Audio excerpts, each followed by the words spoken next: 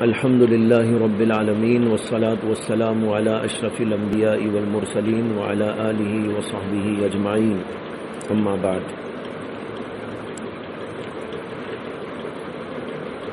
قرآن پاک میں اللہ تعالیٰ نے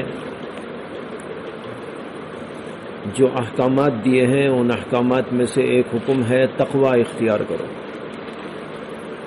قرآن پاک کے اندر بے شمار آیات ہیں جن میں تقوی کا اللہ نے ذکر کیا ہے، تقوی کا حکم دیا ہے، تقوی کی اہمیت بتائی ہے۔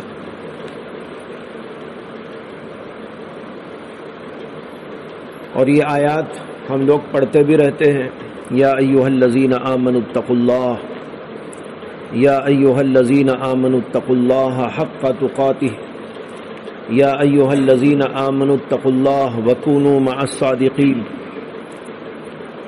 ایسی بہت ساری آیات قرآن پاک کے اندر موجود ہیں،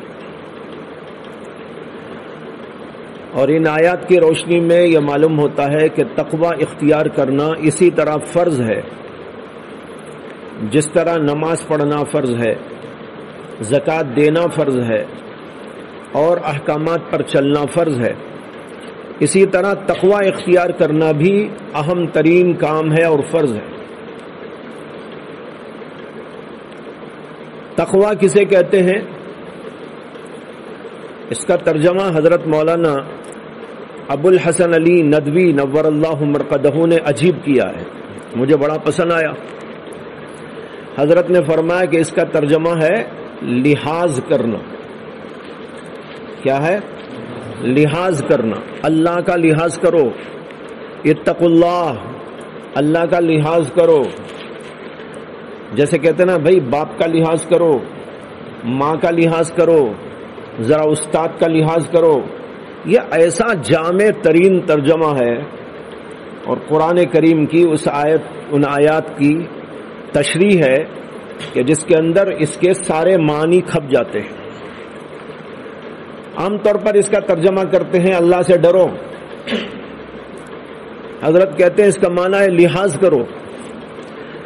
جیسے آپ کہیں استاد کا لحاظ کرو تو اس میں سب آ گیا، بیٹھنا کیسا، اٹھنا کیسا، بولنا کیسا، چلنا کیسا، ان کے ساتھ سلوک کیسا، یہ سب ان کے لحاظ میں داخل ہو جاتا ہے۔ جب استاد کا لحاظ کریں گے تو بولنے میں بھی لحاظ ہوگا، چلنے میں بھی لحاظ ہوگا، اور اسی طرح ان کے سامنے اٹھنے اور بیٹھنے کا بھی لحاظ ہوگا۔ اسی طریقے پر اللہ کا لحاظ کرو۔ کیا مطلب؟ اللہ کے شایع نشان اس کے ساتھ تمہارا معاملہ ہونا چاہیے۔ کیا بول رہے ہیں ذرا سوچ کر بولو، کیا کر رہے ہیں سوچ سوچ کر کرو۔ نماز میں کھڑے ہیں تو بھی لحاظ کرو، نماز کے باہر ہیں تو بھی لحاظ کرو، کھا رہے ہیں تو بھی لحاظ کرو، گھر میں ہیں تو بھی لحاظ کرو، باہر ہیں تو بھی لحاظ کرو۔ اللہ تو ہر جگہ ہے۔ جب استاد سامنے ہوتا ہے تو استاد کے لیے سامنے لحاظ کیا جاتا ہے، اور اللہ تو ہر جگہ ہے۔ ہم اندر ہیں کہ باہر، لیکن اللہ کے سامنے تو ہیں۔ کہیں بھی ایسا نہیں کہ اللہ تعالیٰ کی نگاہوں سے ہم غائب ہو جائیں، اس لیے اللہ کا لحاظ ہر جگہ پر کرنا ضروری ہے۔ یہ ہے تقوی کا مفہوم۔ ایک دفعہ حضرت ابی بن کعب رضی اللہ عنہ حضرت عمر بن خطاب رضی اللہ عنہ کے دربار میں آئے، ان کے دور خلافت میں۔ تو حضرت عمر نے کہا کہ ابی، میں جاننا چاہتا ہوں کہ تقوی کسے کہتے ہیں۔ حضرت عمر تو بہت بڑی شخصیت تھے، علم میں، عمل میں، تقوی میں، ہر لحاظ سے بہت ہی بلند و بالا تھے، لیکن اس کے باوجود ایک دوسرے سے سیکھنے، سمجھنے، معلومات کرنے، اپنے علم کو بڑھانے میں کبھی شرم و حیا نہیں کرتے تھے۔ بڑے ہونے کے باوجود بھی اپنے چھوٹوں سے پوچھتے تھے۔ اب دیکھو حضرت عمر کا کتنا بڑا مقام ہے، اور ان کے زمانے خلافت میں ان سے بڑا کون؟ گویا پوری امت کا اجماع ہو گیا کہ پوری دنیا میں اس وقت عمر سے بڑھ کر دنیا میں کوئی نہیں۔ یہ مطلب ہوا نا اس کا۔ تو ہم کو معلوم ہے کہ صحابہ میں نبیوں کے بعد سب سے زیادہ مقام حضرت ابو بکر صدیق کا ہے، اس کے بعد عمر کا ہے، اس کے بعد عثمان کا ہے، اس کے بعد حضرت علی کا ہے، اور اس پر اجماع ہو گیا۔ اجماع کا مطلب کیا کہ پوری دنیا نے، اسلامی دنیا نے تسلیم کر لیا ہے اور اسی میں حق منحصر ہے، اور اجماع حجت ہے اللہ کے نزدیک۔ تو اس سے ثابت ہوا کہ حضرت ابو بکر کے زمانے میں ابو بکر سے بڑھ کر روئے زمین پر کوئی نہیں تھا، ان کے چلے جانے کے بعد حضرت عمر سے بڑھ کر دنیا میں کوئی نہیں تھا، لیکن اس کے باوجود حضرت عمر ابی ابن کعب سے پوچھ رہے کہ ابی ذرا مجھے یہ بتاؤ تقویٰ کسے کہتے ہیں؟ تو حضرت ابی ابن کعب نے بڑا عجیب جواب دیا۔ حضرت ابی نے کہا کہ یا امیر المؤمنین، کبھی ایسا ہوا ہے کہ آپ کسی جھاڑیوں میں، جو کانٹے دار جھاڑیاں ہیں، جہاں کانٹے ہی کانٹے ہیں، وہاں سے آپ کو جانے کا کبھی اتفاق ہوا ہے؟ تو حضرت عمر نے کہا ہاں ہوا ہے، بہت دفعہ ایسا ہوا ہے کہ کانٹے ہی کانٹے تھے، جھاڑیاں ہی جھاڑیاں تھی، اور ان کے اندر سے جانے کا موقع آیا ہے۔ تو حضرت ابی ابن کعب نے کہا کہ امیر المؤمنین، آپ جب وہاں سے گزرے تھے تو کیسا گزرے تھے آپ وہاں سے؟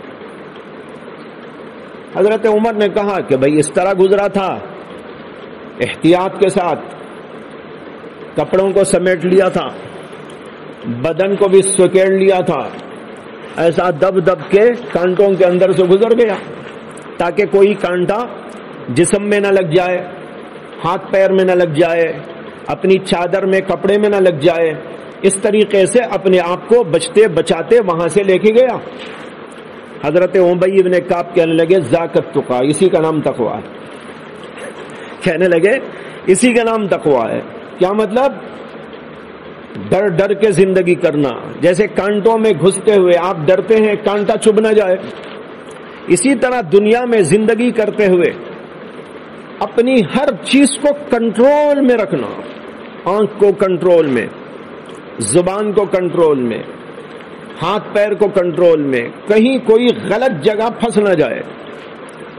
جیسے کانٹوں میں چلتے ہوئے ہم احتیاط کرتے ہیں کہ کوئی کانٹا نہ لگ جائے، چبھ نہ جائے، نہ جسم میں لگے، نہ کپڑوں میں لگے، نہ چادر میں لگے، اسی طریقے پر زندگی کرتے ہوئے اس طرح زندگی کرنا کہ کوئی گناہ کا کام نہ ہو، اپنے آپ کو بچانا۔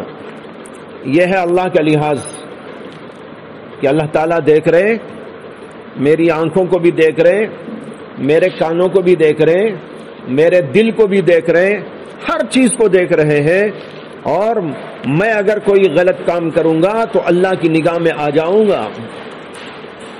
آپ لوگ مدرسے میں رہتے ہوئے کبھی یہ خیال تو کرتے ہی ہوں گے نا کہ بھئی استاد کی نگاہ میں نہ آ جاؤں، ہوتا ہے نہیں ہوتا؟ معلوم نہیں سب ایسے ہیں کہ نہیں ہیں، استادوں سے بھی ڈرنے والے ہیں نہیں ہیں، لیکن عمومی طور پر تو ایسا ہوتا ہی ہے۔ آدمی سوچتا ہے کہ بھئی استاد نہ دیکھ لے، استاد کی نگاہ میں نہ آ جاؤں، میں یہ کام کرتے ہوئے استاد مجھے نہ دیکھ لے، تو آپ بچتے ہیں، اور کرے تو ایسی جگہ کرنا چاہتے ہیں جہاں استاد کی نگاہ نہ پہنچ سکے۔ لیکن اللہ کے بارے میں تو ہم جانتے ہیں کہ اللہ ہر جگہ سے دیکھتا ہے، تو اللہ سے بچ کر کوئی کہاں جا سکتا ہے؟ کوئی جگہ ہے؟ ایک بار ایک آدمی حضرت حسن بصری کے پاس آیا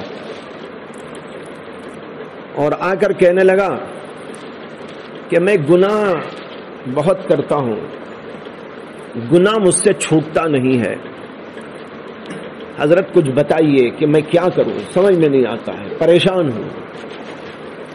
حضرت حسن بصری رحمت اللہ علیہ فرمانے لگے کہ بھئی تم ایسا کر لو نا، گناہ ایسی جگہ جا کے کرو جہاں اللہ کی زمین نہ ہو۔ گناہ کرنا ہی ہے نا، جی چاہتا ہے آپ کو گناہ کرنے، ٹھیک ہے، یہ نصیحت آپ کو، کرو گناہ، لیکن ایسی جگہ جا کے کرو جہاں اللہ کی زمین نہ ہو۔ وہ سوچنے لگا کون سی زمین میں جاؤں، ہے کوئی زمین؟ جو اللہ کی زمین نہ ہو، کسی اور نے بنائی ہو؟ اس نے کہا حضرت یہ کہاں ہو سکتا ہے؟ انہوں نے کہا اچھا پھر ایسا کرو، وہاں کر لینا جہاں اللہ کا آسمان نہ ہو۔ اس نے کہا حضرت یہ کہاں ہو سکتا ہے؟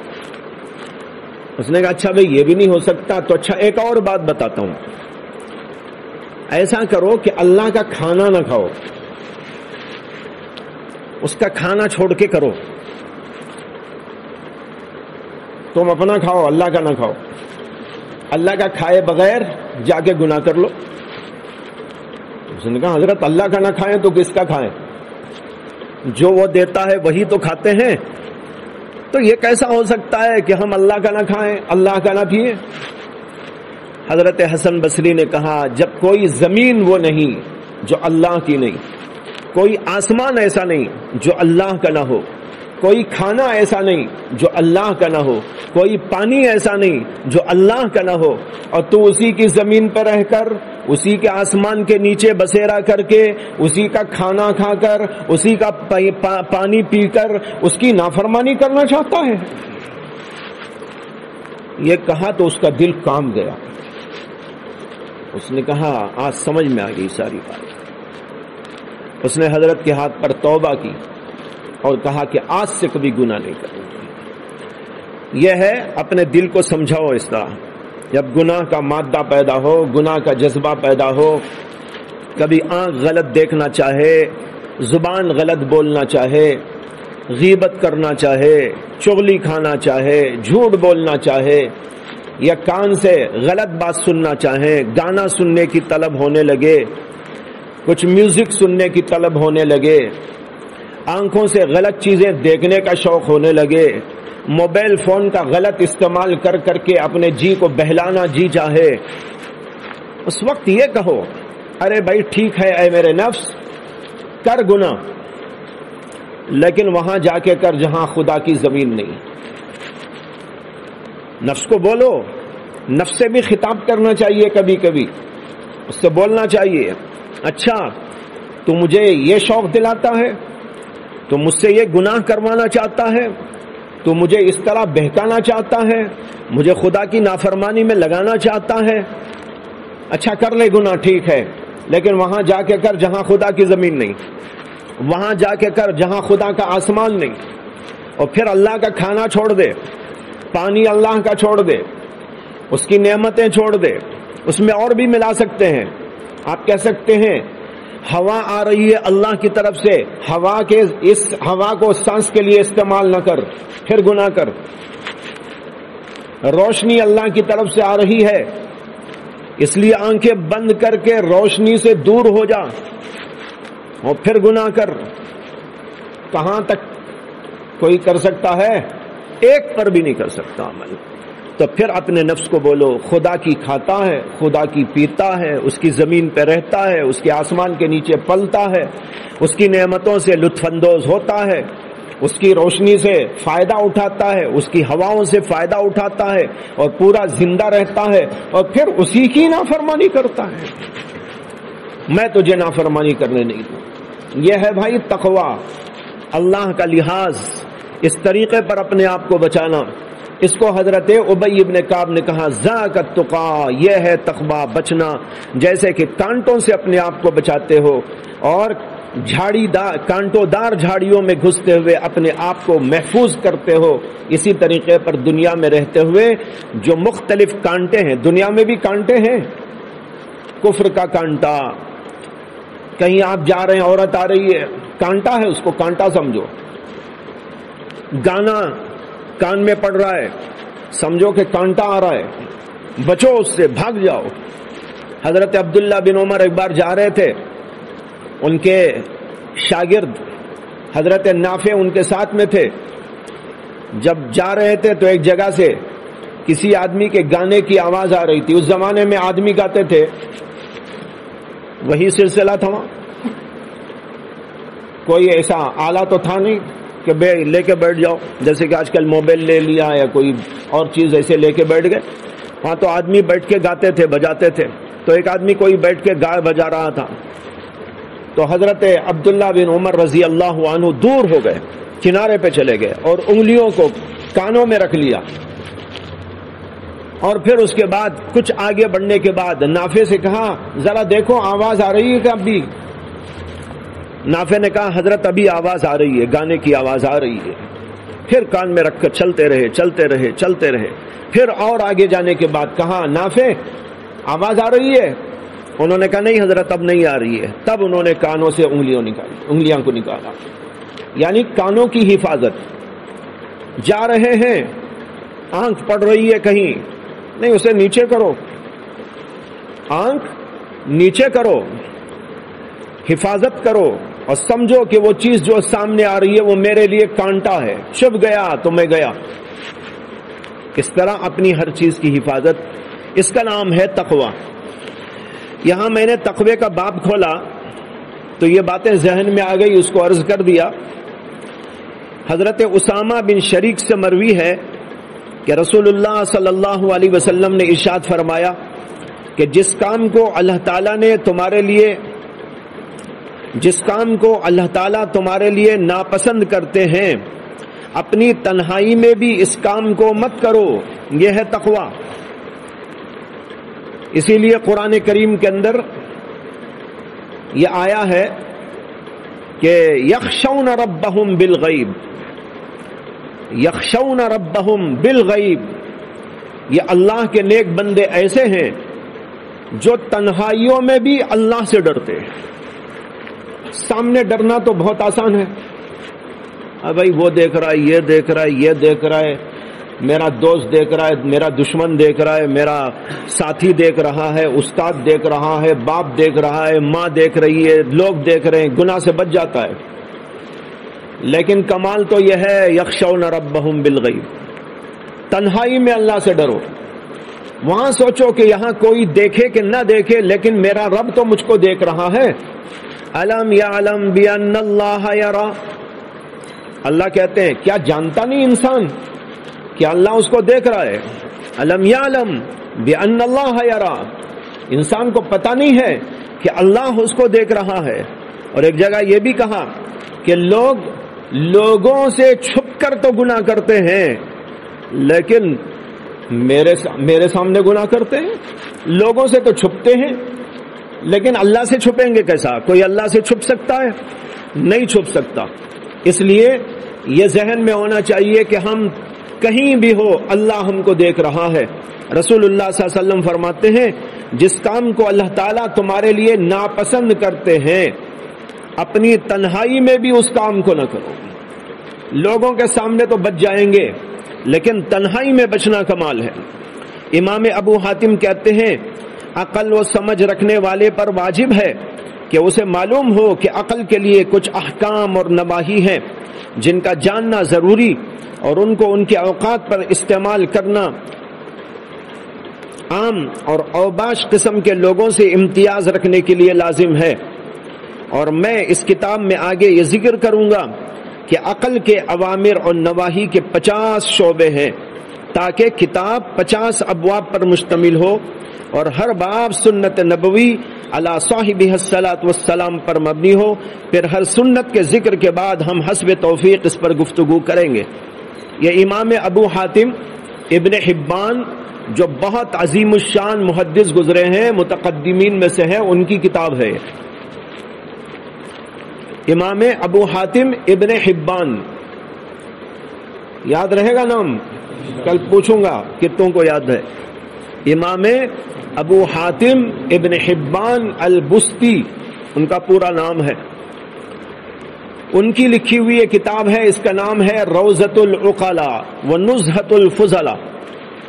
بڑی عجیب اور شاندار کتاب ہے۔ نام کا کیا مطلب؟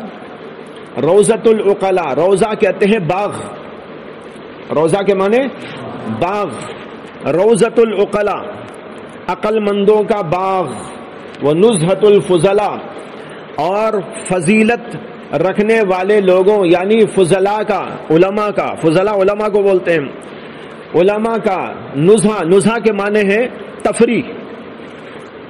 ایک تفریح عوام کی ہوتی ہے، کھانے میں تفریح، پینے میں تفریح، سگریٹ پھونکنے میں تفریح ہے نا، یہ تو جاہلوں کی تفریح ہے. علماء کی تفریح کا سامان تو یہ ہے. اگر ہم کو دل کو فرحت مل رہی ہے، راحت مل رہی ہے، سکون مل رہا ہے اور انبساط حاصل ہو رہا ہے، انشراح حاصل ہو رہا ہے، تو سمجھو کہ اس کے اندر جو لکھی ہوئی چیزیں ہیں وہ ہمارے لیے راحت پہنچانے والی، ہمارے دل کو سکون پہنچانے والی ہے. یہ کتاب ہے. اس کتاب کا یہ ترجمہ ہے جو میرے سامنے ہے.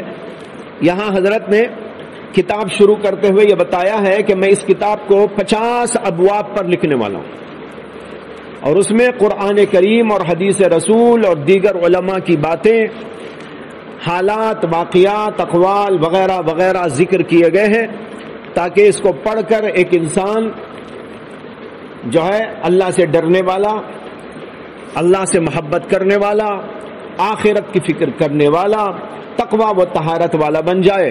اس کے لیے کتاب انہوں نے لکھی ہے. میں اس کو انشاءاللہ آپ کے سامنے تھوڑا تھوڑا کر کے سنانے کی کوشش کروں گا. وآخر دعوانا الحمد للہ رب العالمین.